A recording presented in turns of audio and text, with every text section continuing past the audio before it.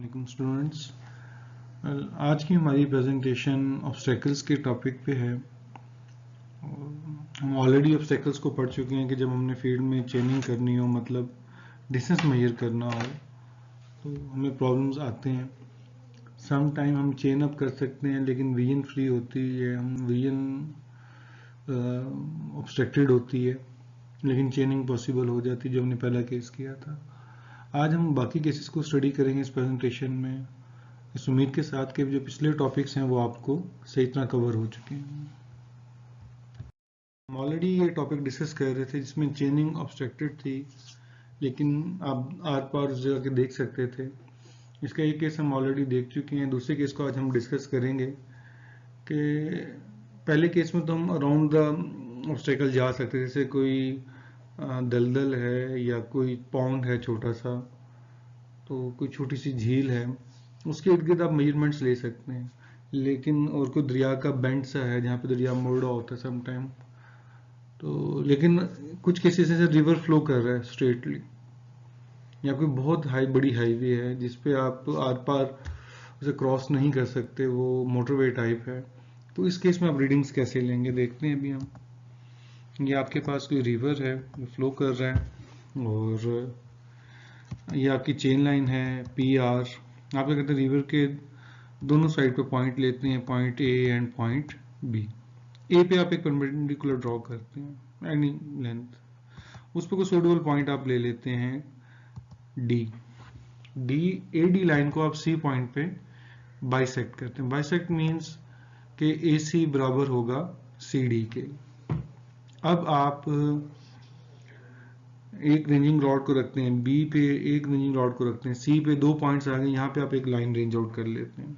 अब range out करने का मतलब ये है कि हमने एक हाइपोथेटिकली एक लाइन ड्रॉ कर ली है, फील्ड में फिजिकली लाइन ड्रॉ नहीं की फील्ड के ऊपर, लेकिन ये हमारी एक लाइन ड्रॉ होगी, और इस पे हम ऐसे एक पॉइंट ढूंढते हैं ई, जो, या दूसरे लफ्जों में आप ये कह दें कि हम डी से परपेंडिकुलर ड्रॉ करते हैं, वो परपेंडिकुलर जो है इस लाइन को ई पॉइंट पे इंटरसेक्ट करता है। अब आपके पास ये दो ट्राइंगल्स बन गई हैं, triangle A B C and triangle C D E. दोनों राइट एंगल ट्राइंगल है, और चूंकि ए सी और सी डी की लेंथ बराबर थी, और जिस तरह हमने ड्रॉ किया है तो बाकी साइड्स भी बराबर हैं, तो ये लेंथ मुताबिकत रखती है, सिमिलर है। तो इस चीज़ को सामने रखते हुए हम कह सकते हैं कि जो ए बी डिस्टेंस है वो हमारे डी ई के बराबर होगा। तो ये एक मेथड था जिससे हम रिवर की विड्थ मालूम कर सकते हैं। इसका एक और ऑप्शन है कि समटाइम हम इस तरह भी रीडिंग नहीं ले पाते, तो ये दरिया हमारे पास है जो ऑब्वियसली फ्लो कर रहा है रंग बिरंगा सा। ये हमारी वही चेन लाइन है पी आर, और इस पे दो पॉइंट हैं ए एंड बी। अब हम क्या करते हैं, कोई और पॉइंट एक ले लेते हैं ए बी लाइन के ऊपर, लेट्स से पॉइंट ई। आप ए पे क्या करते हैं, एक परपेंडिकुलर ड्रॉ करते हैं, आप बी पे भी एक परपेंडिकुलर, ई पे भी परपेंडिकुलर ड्रॉ कर लेते हैं।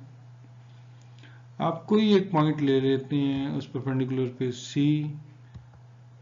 अब आप क्या करते हैं कि आप जो बी और सी को इनलाइन करते हुए एक और पॉइंट लेते हैं जो डी है, और डी किस लाइन पर फॉल करता है, ई वाले परपेंडिकुलर लाइन पे। ये ट्रिकी होता है, ये फील्ड में जब आप प्रैक्टिकल करेंगे तो वहाँ पे आपको आइडिया हो जाएगा कि बीसी लाइन को कैसे एक्सटेंड करना है कि डी जो है वो ई के परपेंडिकुलर वाली लाइन के ऊपर आ जाए। ये हमें कंफर्म हो गया। अब आगे देखते हैं कि हमने सी से उस लाइन के ऊपर परपेंडिकुलर ड्रॉ किया ई डी लाइन के ऊपर, उसका हमने नाम दे दिया एफ का। अब हम कहते हैं कि ये प्रोपोर्शनल हैं triangles A B C and C F D, जिस मेथड से हमने ड्रॉ की हैं। तो यहाँ से जो रेशो है वो A B over A C की ratio C F over D F की रेशो के बराबर होगी। तो इस पॉइंट में हम ए बी को इस रेशो के कॉन्सेप्ट से निकाल सकते हैं। आप भी देख सकते हैं ये दोनों ट्राइंगल सेम नहीं लगते, लेकिन ये प्रोपोर्शनेट है एक दूसरे के। तो जो प्रोपोर्शनेट हैं तो हम इस कॉन्सेप्ट से इसको मालूम कर सकते हैं। आई होप कि आपको ए बी रेशो ए सी बड़ा सिंपल होगा। अगर आप कहते हैं कि जनाब हमारे पास ए पे राइट एंगल है और लेट से ए सी आपका बेस है, ए बी आपका परपेंडिकुलर है, और इसी तरह एफ पे आपका 90 डिग्री एंगल है, तो सी एफ आपका परपेंडिकुलर है और डी एफ जो है वो आपकी बेस है, तो दोनों का जो टैन थीटा होगा वो बराबर होगा बेसिकली। तो इसलिए A B O ratio over A C is equal to C F over D A. तो इस तरह हम इसको ए बी को निकाल सकते हैं। हमारे पास केस 3 है कि ना तो आप चेन आउट कर सकते हैं लाइन को और ना ही आप उसके आर पार दे सकते हैं। ये कोई बिल्डिंग हो सकती है, कोई पहाड़ी हो सकती है, और कुछ ऐसे जिसके मतलब कोई टीला भी हो सकता है ऊंचा सा, और वो इस तरह का उसको आप एक्सेस ना कर सकें। एक बिल्डिंग के अंदर आप नहीं जा सकते, प्राइवेट बिल्डिंग हो सकती है, पहाड़ी के अंदर भी ऑब्वियसली आप नहीं जा सकते, और मेथड मुश्किल होंगे इसके। और इसी तरह आप टीले वगैरह पे भी समटाइम मुश्किल हो सकते हैं। तो इस तरह की कोई कंडीशन हमारे पास है, तो तब हम क्या करेंगे? इसका एक तरीका तो ये है कि लेट से आपके पास कोई आपकी चेन लाइन है पी आर, उसके आगे कोई बिल्डिंग आ गई, आप चेन पे एक पॉइंट लेते हैं ए, एक पॉइंट ले लेते हैं बी, ये पी आर लाइन के ऊपर है। अब ए से आप परपेंडिकुलर ड्रॉ करते हैं ए, इसकी लेंथ इतनी होनी चाहिए कि वो बिल्डिंग की हदूद से बाहर निकल जाए। तो मतलब आप ई पे फर्दर काम करें तो आपके रास्ते में बिल्डिंग की या वो भी जो भी आपकी ऑब्स्ट्रक्शन है वो ना आए। आप सेम लेंथ ए का बी पे एक ऑफसेट ड्रॉते हैं, एफ आ जाता है, ये 2 पॉइंट है। अब आपको पता है कि ये पैरेलल लाइंस ड्रॉ करने का मेथड है जो हम ऑलरेडी डिस्कस कर चुके हैं।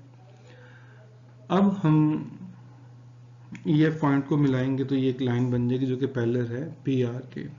तो बिल्डिंग या आपकी जो भी ऑब्स्टेकल है उसके बाद आप कोई पॉइंट लेते हैं जी, जी पे ऑफसेट ड्रॉ करते हैं सेम लेंथ का, जैसे ए ई पे था या बी एफ पे था, which was GC, and then we draw the same offset at H like HD।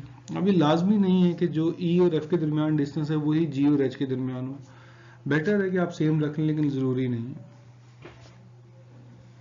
अब CD को आप कनेक्ट करेंगे तो ये आपके पास लाइन GH के पैरेलल आ जाएगी, और बेसिकली आपने एक पैरेलल लाइन ड्रॉ कर ली है, लाइन आपने रेंज आउट कर ली है। अब ये लाइन लेट से R डैश पे जा रही है। अब BC जो है वो बराबर होगी FG के, और ये डिस्टेंस आप इजीली मेजर कर सकते हैं।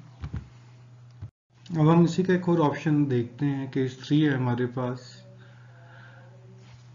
सेम वे हमारे पास एक चेन लाइन है PR, आगे कोई ऑब्स्टेकल आ गई है, और आप इसमें कोई पॉइंट लेते हैं B पे आप एक ऑफसेट ड्रॉ करते हैं BE, आप एक पॉइंट ए लेते हैं इस तरह से आपकी PR लाइन के ऊपर कि AE is equal to BE, ये आप इस कॉन्सेप्ट में लेते हैं। फिर आप A और E को कनेक्ट करते हुए एक लाइन ड्रॉ करते हैं सूटेबल लेंथ की up two point F point पे जाके आप राइट एंगल ड्रॉ करते हैं किसी भी सूटेबल मेथड से, और ये अप टू D पॉइंट आपने ऐसे लेना है कि आपके पास AF की जो लेंथ है वो DF के बराबर हो। अब आप इस पे एक और पॉइंट लेंगे G, और G पॉइंट ऐसे लेना है कि EF length should be equal to FG। अब आपने क्या करना है कि AE या BE की जो लेंथ है जितनी उतनी अपनी टेप ओपन कर लेनी है। टेप का एक कॉर्नर आपने D पॉइंट के ऊपर रखना है, और टेप को स्विंग करते हुए आपने एक आर्क बना लेनी है लाइक दिस। अब उसी खुली हुई टेप से आप G पॉइंट के ऊपर रखेंगे और दूसरे एंड को आप स्विंग करेंगे लाइक दिस। जहां पे ये पॉइंट इंटरसेक्ट करेगा वो पॉइंट कहलाएगा C। ये C पॉइंट और D पॉइंट जो लाइन बनाएंगे ये बेसिकली PR की ही एक्सटेंशन होगी। अब आप इसको आगे एक्सटेंड करते हैं अप टू R डैश, आपकी जो चेन लाइन थी वो ड्रॉ हो गई। E और G के दरमियान जो डिस्टेंस है वो आप लाइन ड्रॉ करके मालूम कर लें, तो ये आपके पास BC जो डिस्टेंस है वो EG के बराबर आ जाएगा। This is the another way. ये डिपेंड करता है फील्ड कंडीशन पे, फील्ड कंस्ट्रेंट्स के ऊपर कि कौन सा मेथड आपको सूट करता है। समटाइम हम दोनों मेथड से कर लेते हैं ताकि क्रॉस चेक हो जाए। हम एग्जांपल 1 को स्टडी करेंगे। अब लेट्स से हमारे पास कोई पी आर चेन लाइन थी ऑलरेडी और उसके दरमियान में कोई पॉन्ड आ गया। अब यहाँ पे देखें, ये वो केस है जिसके आप अक्रॉस रीडिंग ले सकते हैं, डेटा ले सकते हैं, या इनके अक्रॉस द बाउंड्री मूव करना मुश्किल नहीं है आपके लिए। तो ये चेनिंग ऑब्स्ट्रक्टेड है बट वीएन फ्री का केस है। आपने इसके एक एंड पे पॉइंट ले लिया ए, दूसरे एंड पे पॉइंट ले लिया बी, जिसमें से आप कहते हैं कि ये पॉइंट के कॉर्नर्स तक आप सेफली जा सकते हैं आगे।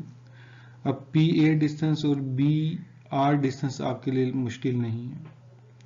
हम कोई और पॉइंट लेते हैं सी, और सी के ऊपर हम ये डिस्टेंस ए सी मेजर कर लेते हैं।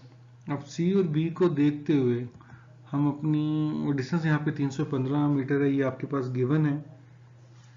अब सी और बी को देखते हुए हमने एक लाइन ड्रॉ की अप टू पॉइंट डी, इस तरह से कि जब हम ए और डी को कनेक्ट करें तो वो उस पॉइंट से बाहर आ जाएं। ये डिस्टेंस आपने मेजर किया 270 मीटर, बी डी डिस्टेंस आपने मेजर किया 174 और बी सी डिस्टेंस आपने मेजर किया 156। अब ये वो गिवन डेटा है आपके पास, और आपका टारगेट है कि आपने ए बी को मालूम करना। अगर आप छोटे ट्राइंगल को देखें ए बी डी, तो इसमें आपको अगर किसी तरह ये लेट्स से एंगल अल्फा मालूम हो जाए तो लॉ ऑफ कोसाइन को हम यूज करते हुए मालूम कर सकते हैं ए बी को। तो अब चूंकि अल्फा एंगल नहीं है, हम बड़ी ट्राइंगल को देखते हैं जो कि ए डी सी है। इसमें हम देखें हमारे पास तीनों साइड्स अवेलेबल हैं कि नहीं। सबसे पहली चीज ए सी आपने मेजर की थी, ए डी आपने मेजर की थी, लेकिन बी सी आपके पास नहीं, सॉरी सी डी। तो सी डी लाइन आपने यहां से मेजर कर ली। अब तीनों साइड्स आपके पास आ गई हैं। लॉ ऑफ कोसाइन आपने लगाया। लॉ ऑफ कोसाइन इसलिए लगाया कि ये राइट एंगल ट्राइंगल नहीं है। आप लॉ ऑफ साइन भी लगा सकते हैं, लॉ ऑफ कोसाइन भी लगा सकते हैं, इट्स अप टू यू, आप कौन सा मेथड में कन्वीनियंट फील करते हैं। लेकिन लॉ ऑफ साइन में आपको दो एंगल सही होते हैं, दो में से कोई एक एंगल आपके पास हो या दो साइड्स हों, तो इस केस में सिर्फ law of cosine he suit करता है जिसमें आपके पास तीनों साइड्स गिवन है। तो आपने एंगल अल्फा निकाल लिया। आप स्मॉल ट्रायंगल पे जाते हैं, वहां पे हमने लॉ ऑफ कोसाइन को यूज करते हुए A B distance find out कर लिया। बहुत इजी है। आप लोगों ने एग्जांपल 3 खुद से करनी है, सॉल्व वो आपके पेपर में इंक्लूड होगी। तो आज का लेक्चर यहाँ तक था। होपफुली जब आप लोग फील्ड में काम करेंगे तो आपका ये कॉन्सेप्ट क्लियर होगा कि हमने वर्कआउट कैसे करना है। जहाँ तक लाइन को रेंज आउट करने का ताल्लुक है, पॉइंट्स को इनलाइन करने का ताल्लुक है, तो अभी हम आपको इंशाल्लाह यूनिवर्सिटी बुला रहे हैं, तो उसमें हम आपको इस चीज़ की प्रैक्टिस कराएंगे, how to range out a line, how to draw 90 degree angles, and how to make the points in line, direct और इनडायरेक्ट रेंजिंग वगैरह, इस तरह के कॉन्सेप्ट पे हम आपको वर्कआउट करवाएंगे। कोई भी क्वेश्चन हो, you are welcome to ask. Thank you very much.